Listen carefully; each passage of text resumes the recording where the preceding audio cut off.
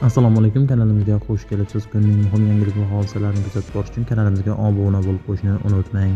Tramp Ukrainaga mo'ljallangan 20 ming raketani Yaqin Sharqqa yubordi. Zelenskiy: Ukraina yetakchilarining aytishicha, raketalar Rossiyaning shahid kamikadze dronlariga qarshi kurashga mo'ljallangan edi.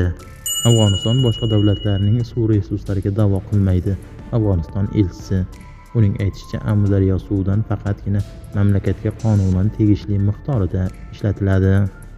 O'zbekiston oltin-valyuta zaxirasi qariyb 50 milliard dollarni tashkil etdi. Bu 2013-yildan buyon kuzatuvlarda tarixda eng rekord ko'rsatkichdir. 10-iyun kuni O'zbekistonning ayrim hududlarida yomg'ir yog'adi. Havo harorati 30-35 daraja atrofida bo'lishi aytilmoqda. Fransiya Ukrainada dron ishlab chiqaradi. Fransiyadan tashqari yana 3 ta mamlakat ham Ukrainada dron ishlab chiqarishga sarmoya kiritdi. Amerika aviakompaniyalari samolyotlarda Starlink xizmatini o'chira boshladi. Hozirda xizmatda 20 ga yaqin Embraer E175 samolyotlarida to'xtatilgan. Rossiya va Ukraina askarlarining jasadini almashtirish borasida ziddiyatga bormoqda. Ukraina tomoni Rossiyani o'yinni to'xtatishga chaqirmoqda. Rossiya Ukrainaning markaziy hududiga bostirib kirganini da'vo qilmoqda.